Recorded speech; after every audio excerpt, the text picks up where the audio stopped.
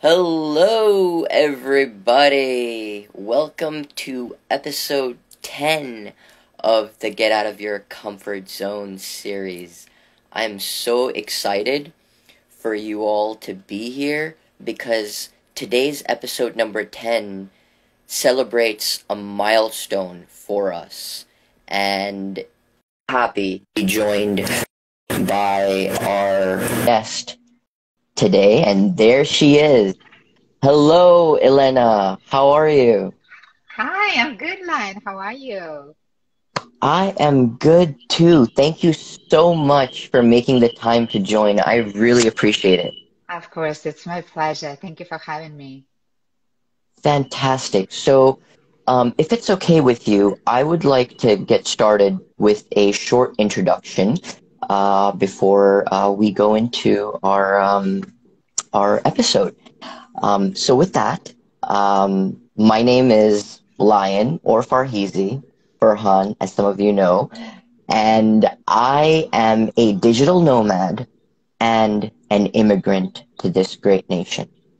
And some of you have heard me say why immigrants are our greatest treasure in this country, and today's episode aims to focus on that. One thing that is unique or amongst all immigrants that come to this country is the conscious decision we make to step out of our comfort zone and come to this country that in a lot of cases is very different from where we were and make change ourselves to adapt as well as attempt to thrive. Some of us are more privileged than others, but bottom line, what unites us all is this decision to step out of our comfort zone. And that struggle lends itself to so much growth in us that is a source of power. And I believe we are a great nation as the United States because of the power of our immigrants. And I believe that we have an opportunity to do more to cherish our immigrants. And that is why I am here with Elena today to focus on her story and the power that she derived from her upbringing. Before I turn over to Elena, I just want to take a quick minute to introduce her. So today, Elena is a real estate agent in Palm Beach County, in South Florida. She's also a senior leader at her church, and she's an amazing communicator. When she came to the US, she was 18 and in love, and she left the Ukraine not wanting to leave. She did not speak a single word of English, and she faced a lot of struggles gaining social acceptance from other women, from community, and she felt as though she had come to a different planet. And today you will see how far Elena has come. So with that, Elena, is there anything that you would like to add to the introduction? Well, thank you so much, Lan. Really appreciate it. It was such a great introduction, and I think you covered it all. I think America is the greatest country in the world still, despite of what everybody says or some people say and how they condemn the country. I'm completely opposite of it. I'm so grateful and humbled that I was given an opportunity to come here and thrive and grow and uh, unfold the opportunities that presented themselves and fold some in as well. Didn't Mm, take some, but make my own decisions and have that freedom. And I think that's the difference between America and many, many other countries in the world where people are feeling like they're in shackles and chains, whether they know it or not, right? Because, well, you and I were talking about it, like when you grow up, if you don't have anything to compare to, you really don't know what it's like on the other side. But once you come to this country and you see the difference that it makes in having freedom and taking opportunities and taking risks. It just completely shifts your mind change, your mindset. And that's exactly what happened to me. Just a little bit of the background. When I was growing up, I was growing up in communism. It was, 70s, 80s, and 90s, and Soviet Union broke up in 1990s. So for the most of my life, I lived in communism regime, and it's kind of funny because I mentioned to you I was a pretty happy kid, right? Of course, had my moments and tantrums, but I was a happy kid. We had food on the table. I wasn't wearing one set of clothing for the entire week and changed my clothes every day. But I also had friends that were um, from richer families. I also had friends that were from poorer family. We were like middle class. We didn't have a lot, but we certainly did not experience poverty in the full sense of that word.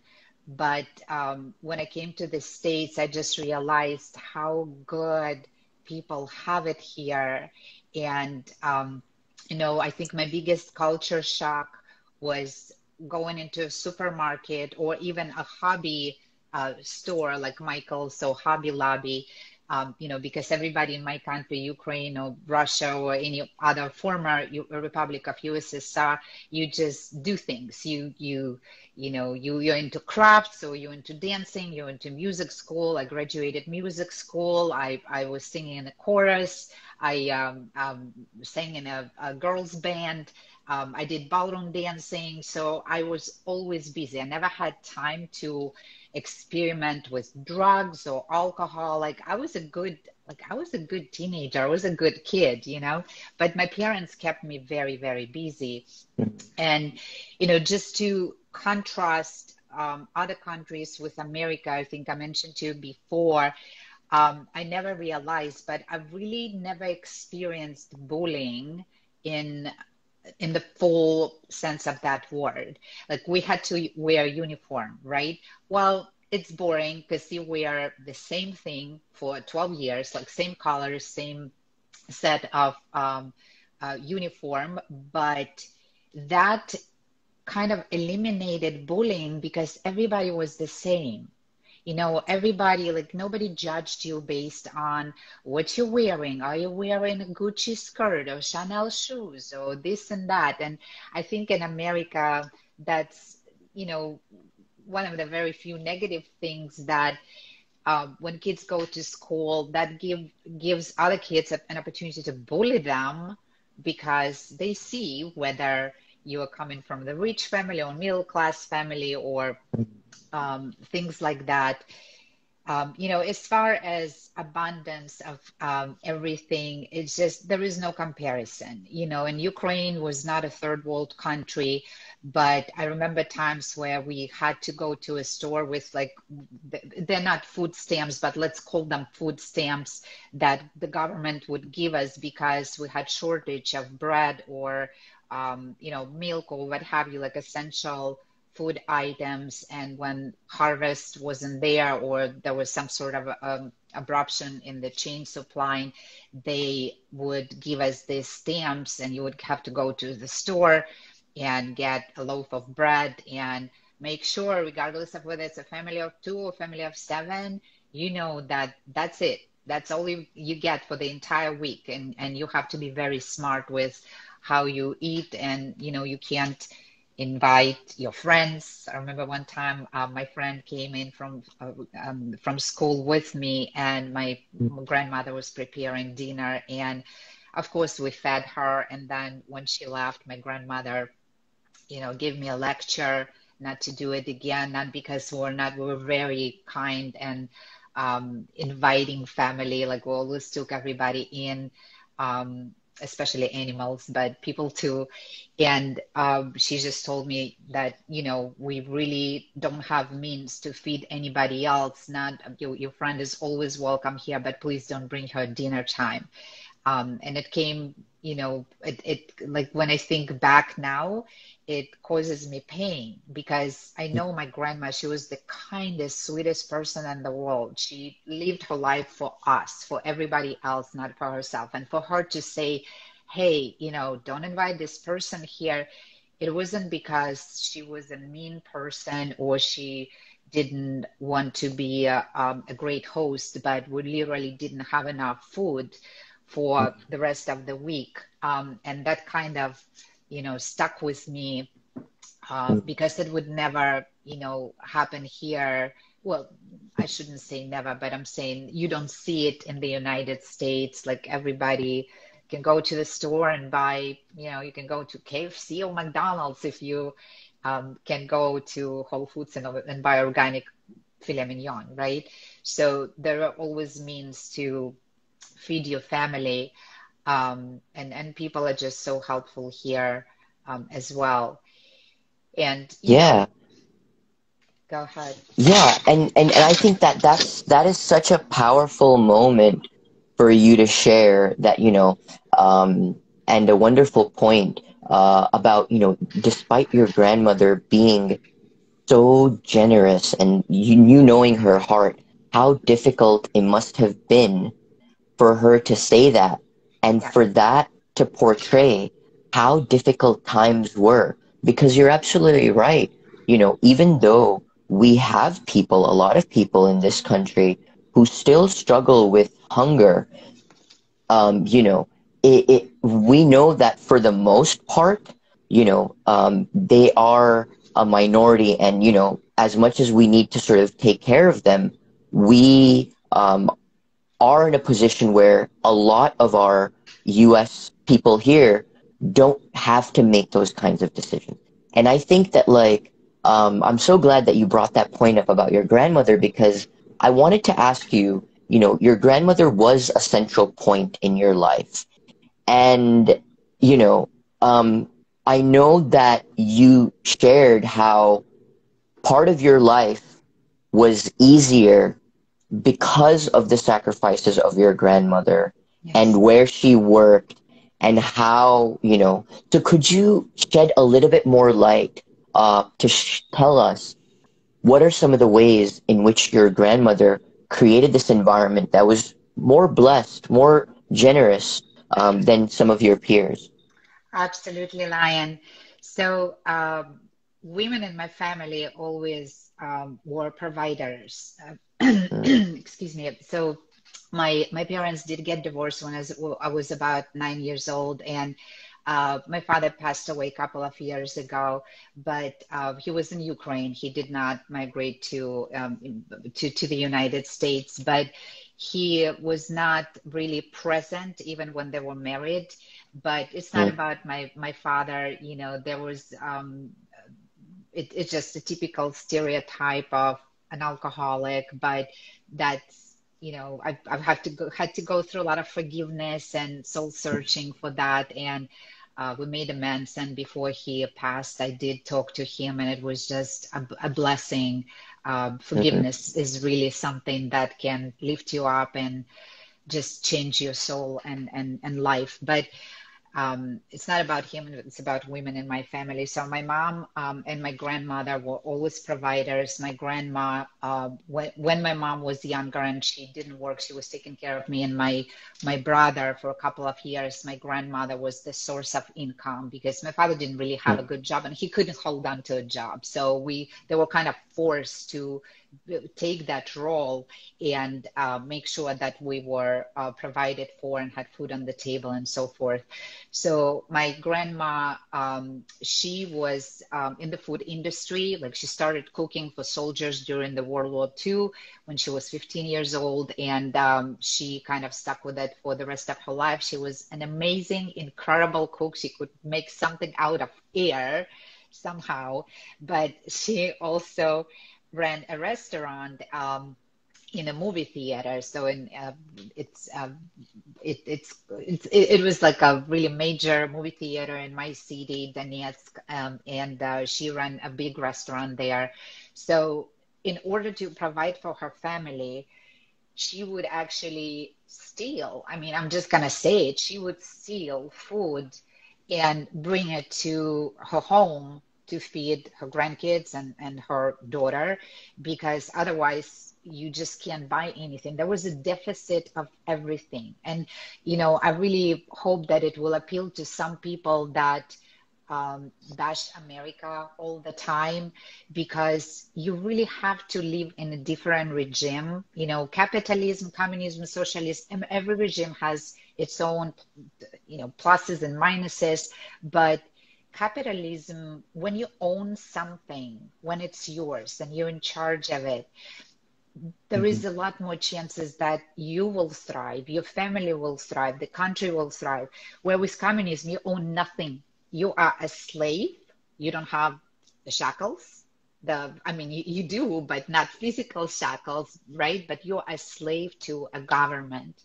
And you can't, the salaries that they were paying, they were not enough to even buy food for a month. So I really don't know how other families survived. You always, all families live together. There was no such thing like, oh, my mother-in-law is living in another place, or my grandmother is living in another place. Like, it was a 2-bedroom condo, 3-bedroom condo, sometimes 1-bedroom condo. It's you and your mom and your dad and your brother and your sister and your grandmother and your grandfather. It's like 6 or 7 or 8 people in that small space. And nobody complained because we didn't know any other way, right? So my grandmother would take whatever she could and bring to home. That's how we always had food on the table. My mom had a really good job, and she got it on her own. She was like in a very man-oriented industry, hospitality industry, but she ran a big hotel in the city, and made a lot of friends. So my mom obviously couldn't take the food, but she had a lot of great connections that helped us a great time. But there were times, just so people don't take it for granted and what we have, because you and I were talking about it. My shock when I was going to a supermarket and I just seeing everything, like you have 10 different types of milk. Like, what? There is one milk. I only know one milk. It's the whole milk. You buy one bottle and that's it. And there's fat-free and oat milk and almond milk and reduced fat and whole. I was absolutely blown away. I was literally walking around the public, so grocery store, and my mind couldn't grasp the abundance of it. And I'm like, I don't know what to buy, because I just don't know what this is. So it took a little time to shift my mentality to, okay, this is my life now, right? I can buy that. This actually available. But it also made me so sad, because it's like, why this abundance is not everywhere? Like, that's the way, if people live like this here, why it's not existent in Ukraine or any other part of the world where people are really struggling, and they're not making enough money to buy nice things, or even food, even essentials. And I remember we when Soviet Union broke up in 1990, and of course there were 15 republics in USSR, and every republic wanted to become independent, right? Because we're all like, freedom, yay! But what does freedom entail? So what it entailed for Ukraine was a very sad picture, because the USSR, Russia was the main hub for every republic, except for 3 Baltic republics like Latvia, Lithuania, and Estonia, the northern republics of former USSR. They always had their own economy, own language. They're very close to Finland and like Europe. So they always had kind of their own world. But the remaining 12 republics were heavily dependent on Russia. And Russia was the main hub for politics and economics. So Russia was that heart, and everything else was the vein. So I remember when Soviet Union broke up and Ukraine became an independent country, it was a very sad picture because a few months after that, the government decided that they want to switch from ruble to mm, another currency. I think at that time it was grivna or coupon or something like that. Let's just say grivna. So mm. overnight, without any um, heads up, they just came up with this monetary reform. And I remember one morning I woke up and my grandmother was crying, and I asked her why she was crying, and she said, "We lost all our money. The little that we had in the savings account in the bank," she said, we have very, very little money because what that conversion of currency did was to wipe all the savings that people had. So rich got richer, poor got poorer. At that point, I've never, probably from 1992 up until I left in 1996, I I never saw poverty in the way that I saw it then in those few years. You would see retired people, people that couldn't get a job anymore. They lost everything. They were begging on streets. You would walk on the street and there would be lines of homeless people, older people, or children, that are being taught to go and ask for money because parents don't have money. And it just always broke my heart. And I'm like, how is that fair that the government can just take control and destroy lives of people that went through a war? Some of them went through two wars, and they ended up with nothing. It's like you laying your life down for what? And it just, that injustice really really affected me. Um, Yeah. so, um, You know, if I may, thank you so much for sharing that. And you've been so generous in talking about the struggles in that very tough time that you saw of others. I would like to spend a little bit of time talking about, in some ways, how, something that we take for granted was a very much a personal struggle for you. So I'd love to hear the story of your mom and how you shared a pair of boots with her, right? yeah. And you were very much a social butterfly. And yeah, if you could give us a little bit of background and go into that story, I think it's a wonderful, powerful story, you know, to really understand. Thank you so much for remembering that line. Yes, it's Yeah.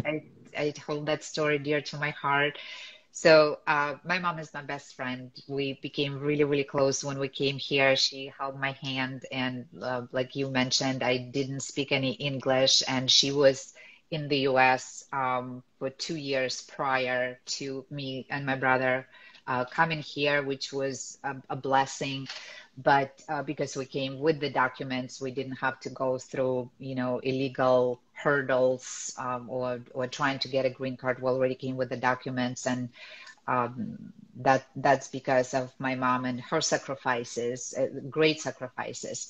So my mom and I are super, super close. She's my best friend. I have a blast with her every time. She's a funny lady. Everybody loves her, loves her.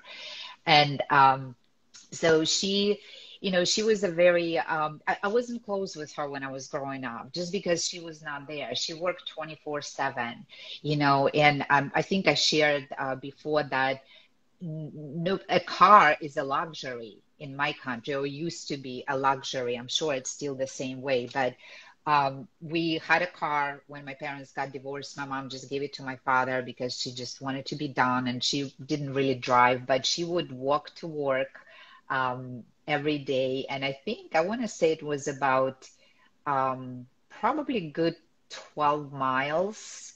So she would walk to work every day, rain or shine, minus 20 degrees, cold, it doesn't matter. She would walk, and I would have to walk to school. My college was pretty far as well, so I would walk a lot. But She just worked a lot. We didn't see her much, and when she was home, she was absolutely exhausted. So she just wanted to read her newspaper and be left alone, talk for 5 minutes and be done. And she was very kind to us, but we just didn't spend a lot of time together because of a necessity of provision for her family. And in winter time, obviously Ukraine is like, think Siberia, right? It's not too far off. Very, very, very cold winters. You walk out and literally 3 minutes, you can't feel your nose. You have runny nose, you don't even know because it's just so cold. You can't feel your fingers, your toes. And I remember one time I was invited to go out with friends. I don't remember if it was birthday party or whatever. It was winter time. It was really, really cold. But and my mom actually had to go to either an event, something to do with work as well.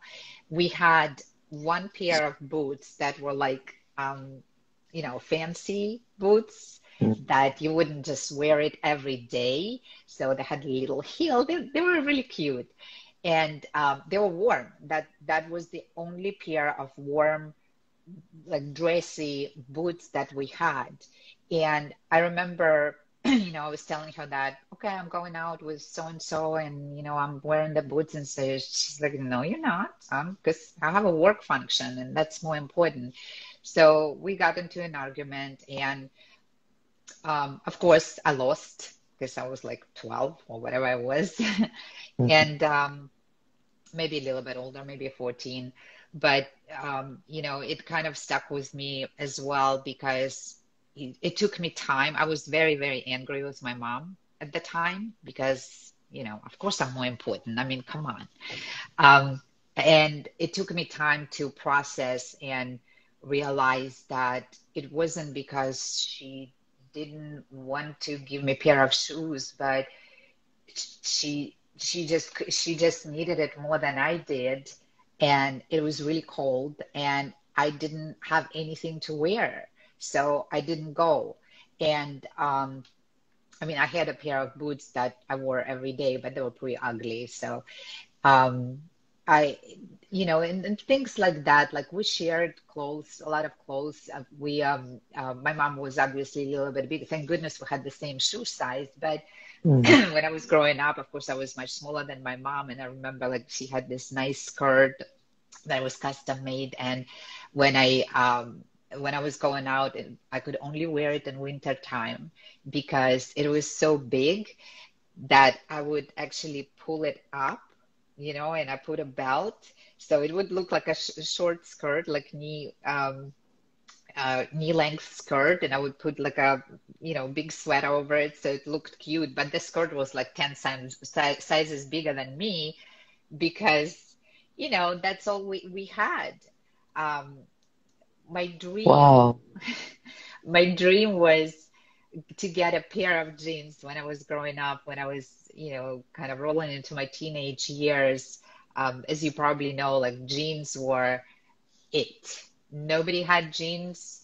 It's like if you had a pair of jeans, you were the coolest. Like everybody wanted to hang out with you. Like you were the coolest kid on the block. And I just wanted a pair of jeans for my 15th birthday. And my dad promised me that pair of jeans. And for months, I think I was having dreams with those jeans.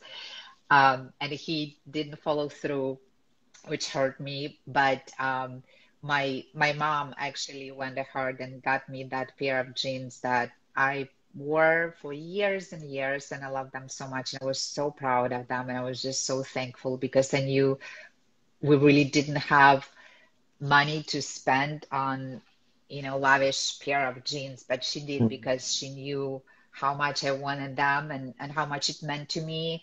But especially because the promise that was made was not fulfilled. And I Mm. think that hurt me more than anything else. That's why I never make promises that I can't keep because I grew up with a lot of promises that were not kept. But then she fulfilled it. She understood how important it was for my development and just trust, to have that. And I was just very, very grateful that she did that. Um, so my mom, Yeah. my mom is an amazing, amazing woman that sacrificed beyond what anyone can imagine, um, Yeah. for us. Yeah, As all mothers in some shape or form, right? So with that, we're around the halfway mark of our conversation, and I want to honor, and like protect the time to talk about, your life in the U.S. But before we do, I wanted to spend just a couple of minutes hearing from you a little bit more about the challenges that you face in not wanting to leave Ukraine, right? I know, you were in love, you were 18, you very much saw your life in Ukraine, and it was a very hard decision, and in some respects, not up to you to make that decision. So can you shed a little bit of light on the fears that you faced, right? What were some of the dark fears that you faced that made the prospect of leaving everything that you knew for something that you knew practically nothing about? Talk to us about those fears. absolutely, Lion. So yes, it's free. I think it's always hard to move, right? It's very hard to move to a different city or even a different building. But for me, that move was equivalent to moving to another planet because I didn't speak the language. I learned French in high school. I started learning English in college, but our teacher wouldn't show up sometimes. Like it was Mm, serious. So I came here with a very, very, very little, um, uh, base of English vocabulary of language. I really didn't speak the language. So I, what I did, I had a goal. I had a goal. I said, "Look, I really can't not communicate with people." And every time somebody was trying to ask me something or say something, I would always like pull my mom, like, "Mom, what are they saying?" And even if I understood, I was afraid to speak because it's just that fear. Oh, what if I say it wrong? What if they laugh at me? It's that ego and pride thing. mm, So my goal was to learn the language as quickly as possible. And I came here in the beginning of February of 1996. My birthday was in the end of March. So I told myself, you know what? My goal is to get a driver license by the time I turn 19 in a month and a half, or almost 2 months. So every day, because I have nothing else to do really, every day I would read that driver license book up and down, back and forth. I would write the words. I would write every word from that book because mm, I didn't know 98% of them. So I would write every word. And they say when you write, it kind of sinks into your memory better, and that's really true. So I would write every word, and my goal was to learn at least 10 to 20 words before I went to bed every day. And that's, my friend, how I learned English by reading the driver license book. When they tell you, like, you can go to another country, watch TV, and learn the language, you're either genius or you're a liar. There is no other way. There is no way you can learn any language from watching TV.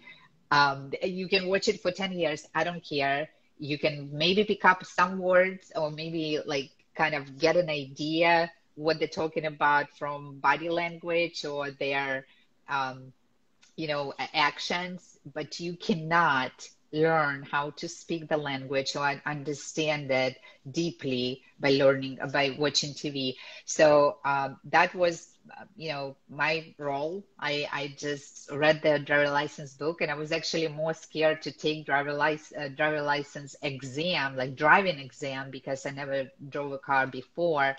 Um, and a couple of times that I drove my mom's car, she was praying for her dear life. So that was more difficult for me than passing the textbook exam. And I did. I had my license by the time I was 19, a couple of days before my birthday. So it was a huge accomplishment for me. Um, or at least I thought it was, just because I didn't know Yeah. the language, and I was very scared to speak because it's always that fear that people will laugh at you. And then I quickly discovered that Americans were very receptive and very gracious in listening or trying to help you.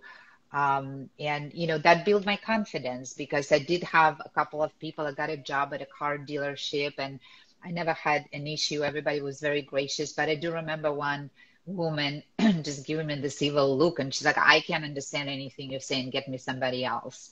And that hurt me. But people that I worked for stood up and protected me and told her where to go. But now it's like, you don't understand me, fine. Like, I'll say it slower, or I'll say it in other words. Um, so it doesn't faze me. Like, you can't break me by saying that my language is not great or I have an accent. So I do. I'm stuck with it. It's very charming. What do you want? Hmm. Um, Yeah.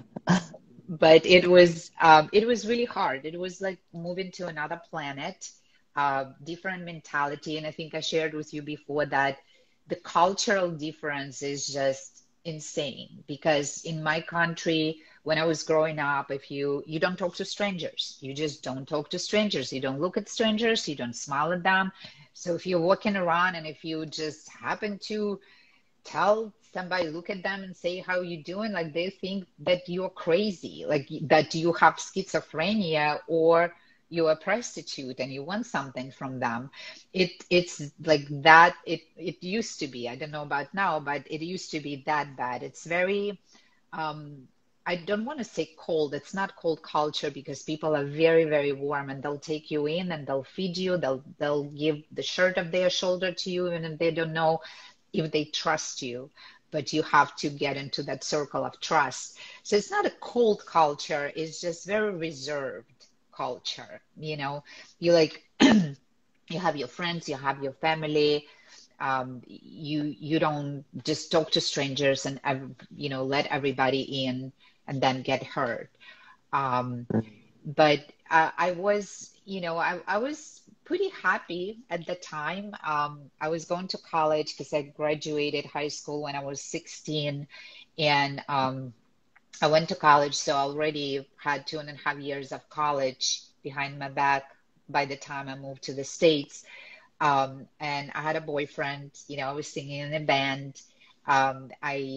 He sang in the band as well, and that's how I met him. And we were just madly in love, or I thought we were. And before I left, he gave me a little, ring, engagement ring, and I wore it on my necklace for a while. But I really kind of secretly rebelled against my mom, because she was the reason me and my brother ended up in the States. And she sacrificed so much. She really did, for us to be here. So she came to the States in 94. Took her about 2 years. She met a wonderful man who was much older than her, but he was great. He was great to our family, and we loved him dearly. But she got married, and my brother and I came to the States almost 2 years later. That's how long it takes. And I told my mom, I'm like, I really appreciate the opportunity. I know how much you've sacrificed, and it's a great country, and I'm very intrigued, but I'm like, maybe I can travel between the States and Ukraine, because I love my boyfriend and we're gonna get married. And the wisdom of the elders, right? My mom has never gave me an ultimatum except for twice, 2 times in my life. And at the time, I didn't understand, but she was right. And I'm glad that she gave me those ultimatums when she did and the way she did it. And she pretty much told me that, look, if you are not going to come, because I told her straight up, I'm like, I'm not going.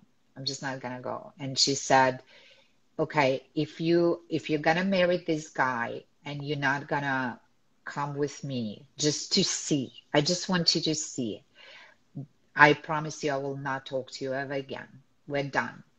And that was beyond my understanding, because my family is very tight, and we are like lions. We will protect each other. We are um, very tight, very close.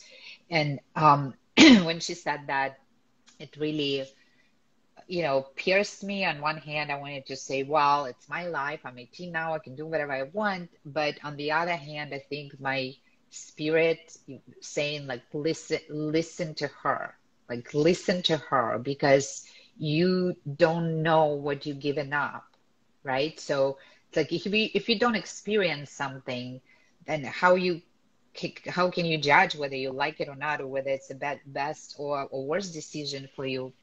So it was really hard, but I left. I was a little rebellious at the time. When I came here, all I was talking about is how I'm gonna go back to Ukraine in 6 months and marry my boyfriend and this and that. And then as I started opening my eyes and looking at the opportunities and the country and the freedom that I never had, I realized that I never want to go back.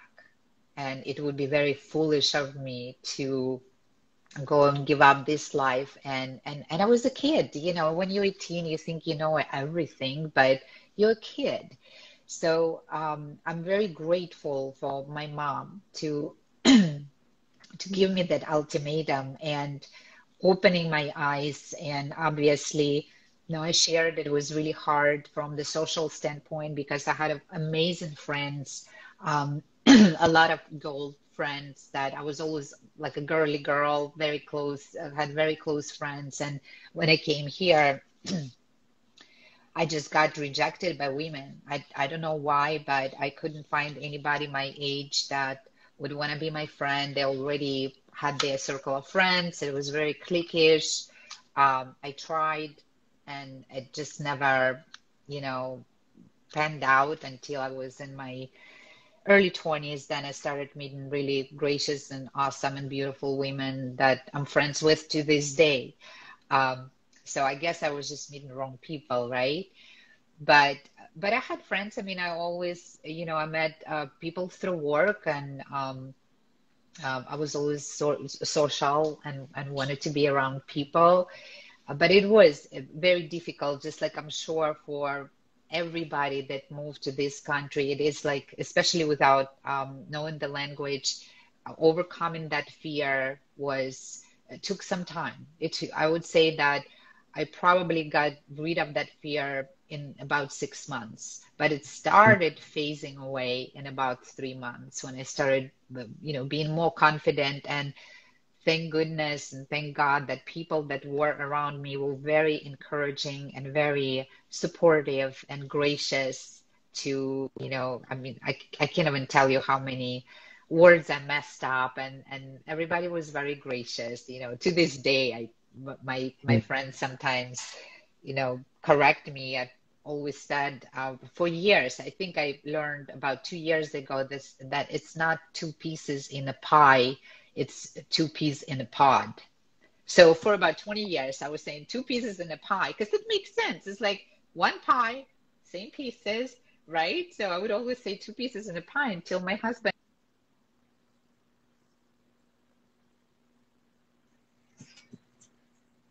I think we lost. There This you is, go. There you go. Sorry, we lost you for a you got me second, back. but go ahead. Yeah. I'm sorry. It's okay. Um, It's okay. so yeah, and for 20 Yeah. years I was saying two pieces in a pie, and apparently it's not. But I kind of like, so all my friends now, they're like, we love it. Like it actually makes more sense. So we're gonna say two pieces in a pie. Or I literally just learned 2 weeks ago that it's not Mhm. um, blessing in this the blessing in the sky, but it's a blessing in disguise. Like, really? I'm like, I like blessing in the sky better because it just makes more sense.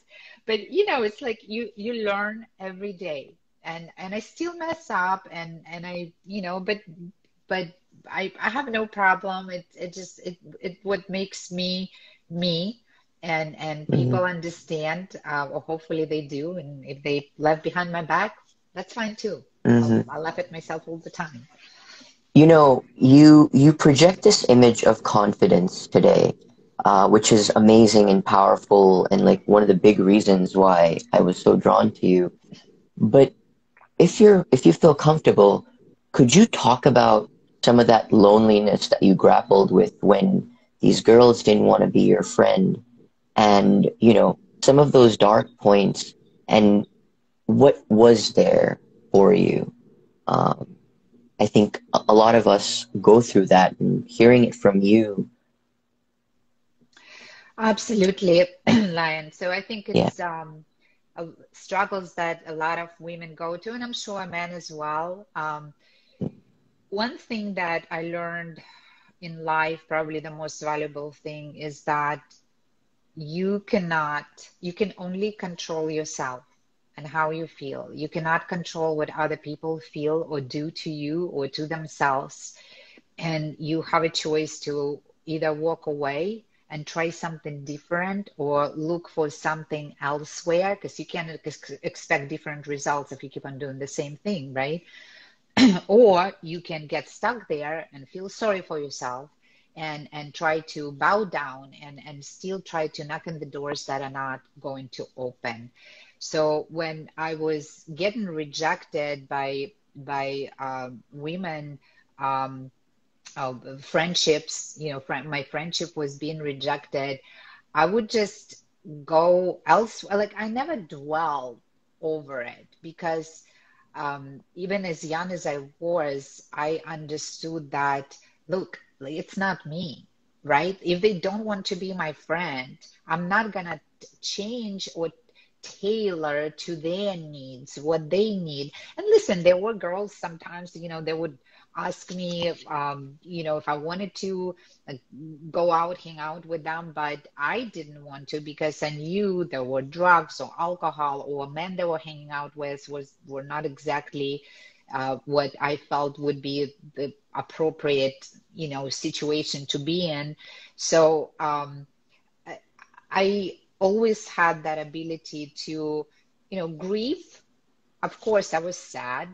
And of course, the initial reaction, what is wrong with me? Like, why don't they want to, and my mom was somebody would say, well, maybe they feel insecure. And I'm like, why? Like, I never consider myself, like, I know what I am. I know, I'm not the worst looking woman in the world, but I don't think I'm Angelina Jolie. Like to me, because I always had girlfriends that were drop dead gorgeous. In Ukraine, like women are so beautiful.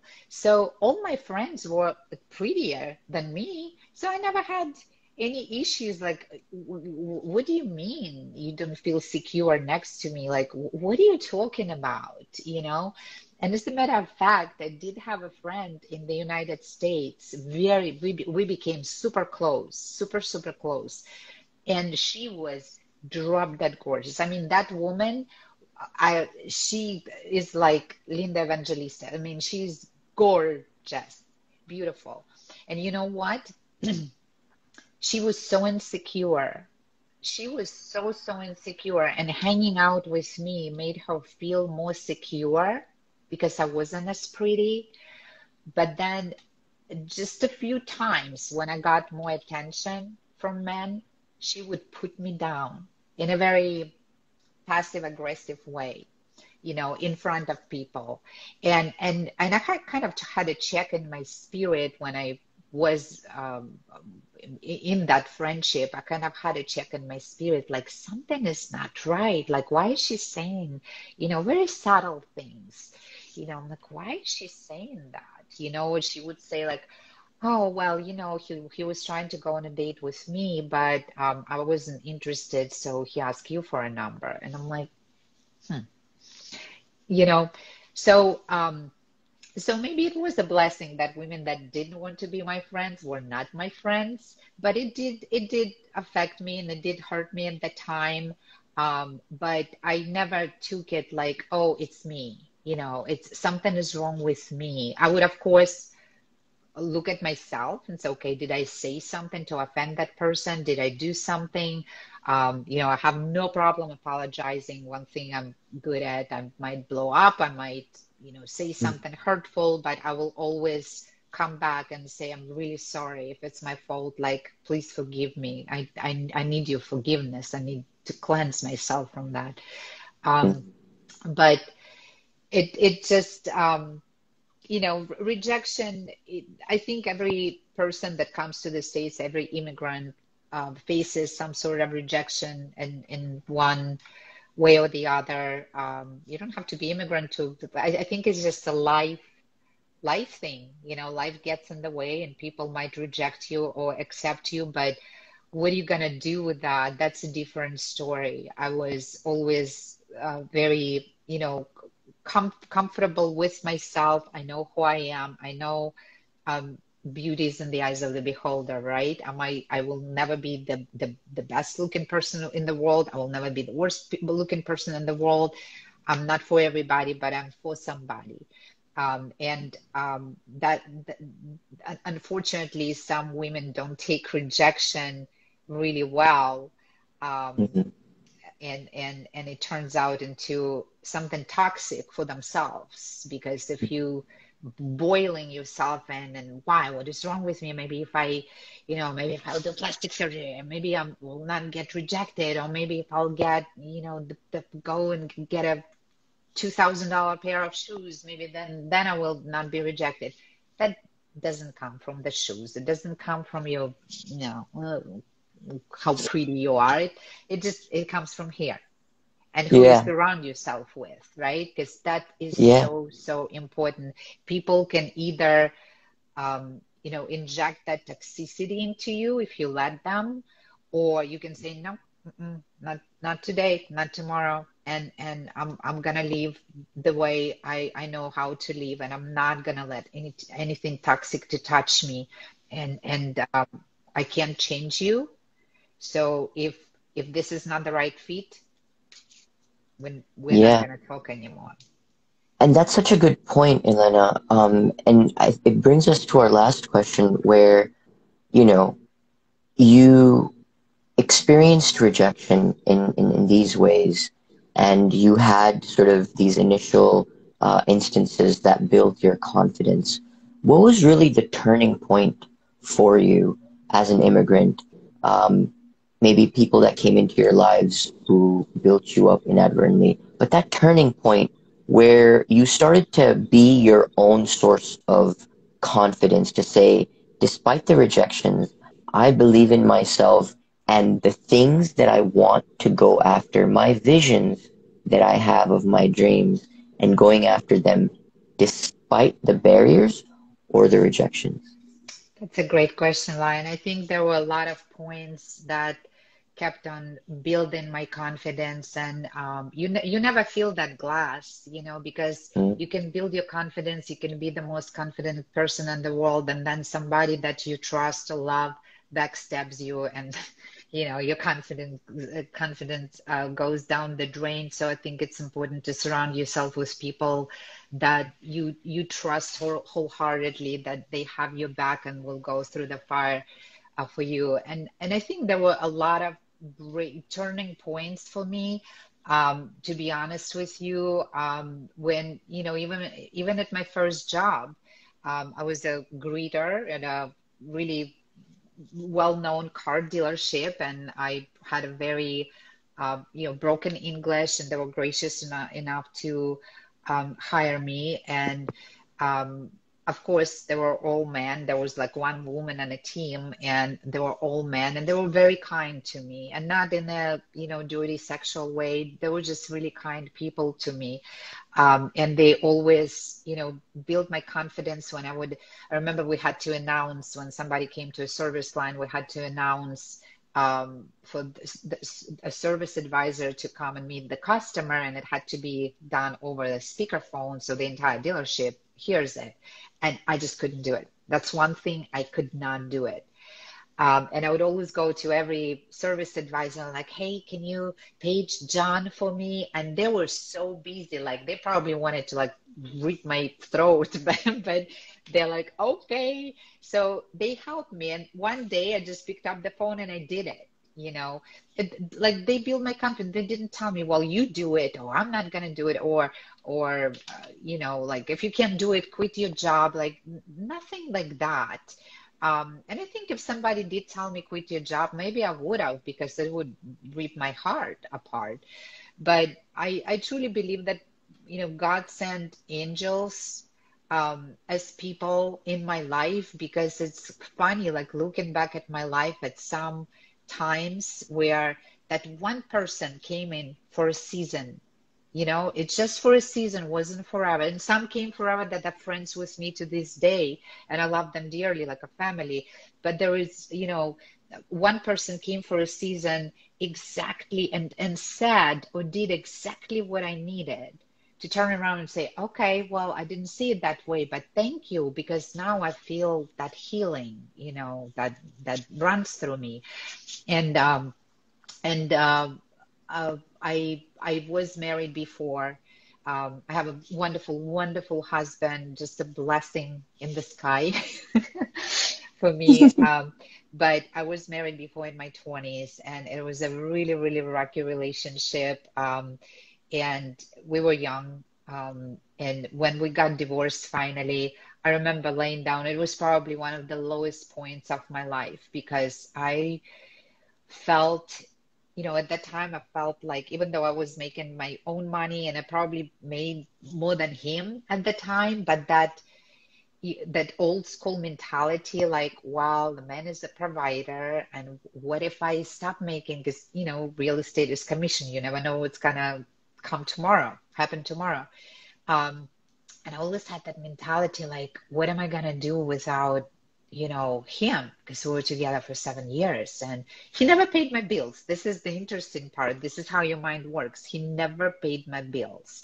He bought me presents. He was a very generous man, but it was up and down. He would make money, spend it on their friends, not on his wife. But then, he would have no money. So it was always a struggle. But when we got divorced, I really felt like I'm not good enough to do it on my own. Um, and I remember laying in my bed, even though I had my own condo, I had my own car, like I was good, but in my mind, because of the just mental games and in my mind, I wasn't worthy. And I remember I was laying in bed and I was just staring in the dark, and I said, God, if you're here, if you're there, like guide, like take it, like take this cup from me because I don't know how to live my life. Like I felt older, I felt broken, I felt broke, I felt like empty. I felt like I was so alone. And it's never the truth. Like he's always there. God is always there for us.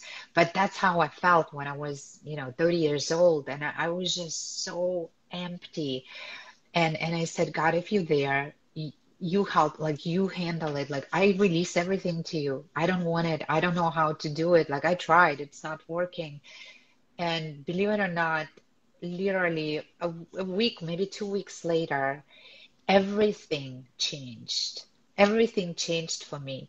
So I made the money that year. I made the most money I've ever made in my life. I had new friends. I just felt elevated and I felt different. I felt like I was reborn. And yes, there were people that came into my life where I felt so down or not worthy or whatever it had to be, and sometimes it was a very short period of time that I talked to them. And sometimes it turned into a friendship or something more. But we're not meant to be alone, and even when we feel lonely, we're not alone. So I hope that that will speak to somebody that is listening, that if you feel lonely, you are not alone. For me, like my faith is my foundation and my ground, our church. the healing that we experience and people experience with us. And my husband, and by the way, I've waited for my husband, for the right man for 40 years. So don't lose faith, you single people out there. Um, but I just hope people will have more like sense of discernment when to let toxicity in. And it can come from other people, it can come from a job, it can come from a family even. And that's the worst one because you can't cut your family, right? Or it's very hard to cut your family off. Expose yourself to people that lift you up and encourage you and edify you, because that's the most important thing in life. Wow, what a wonderful note to sort of culminate today's conversation. And Elena, I wanted to, before concluding, sort of just say one thing to kind of bring everything full circle. Today's conversation started with this desire that we both shared to uplift the place of immigrants in this country, but also for those Americans who were born here and don't realize how lucky we are in this country. And both of us agree we have a lot of issues that we grapple with. But despite that, from us immigrants who've lived in many other places, we're here because of, what this country represents and hasn't let us down so far. I want to challenge the audience to say, okay, some of us have traveled outside the US, but I would encourage you to travel outside the US, not as a tourist, but travel like a local and set the intention to learn from the people who live there, both the good and the bad, as a exercise of self-love. Self-love so that you have more perspective on how other people in other places live. So that can be an exercise in gratitude so that you yourself see, oh wow, these are some of the things that are different. And these are some of the things that I would be missing out on. And the things that I'd be missing out are things, wow, that I realize I are important to me. And that will be a source of gratitude and of renewal because ultimately, sort of the apathy that we feel because of the things that are wrong in our system cause us to not come together to solve those issues. But coming from a place of gratitude, of realizing, wow, look how amazing our country is in a lot of ways, will renew our spirits to say, you know what? We're amazing and we can be more amazing. So now, with this renewed spirit, let me go address some of our issues. Yeah. That is my sincerest hope and desire. And with that, Elena, thank you so much for making the time for casting your bright light on us. And to you, our audience, thank you so much for making the time out of your busy lives to be here to learn from Elena. And with that, I want to say thank you, love, and light. Thank you so much, Ryan. It was such a pleasure seeing you, and blessings, everybody. Thank you for joining us. Cheers. Okay, bye bye.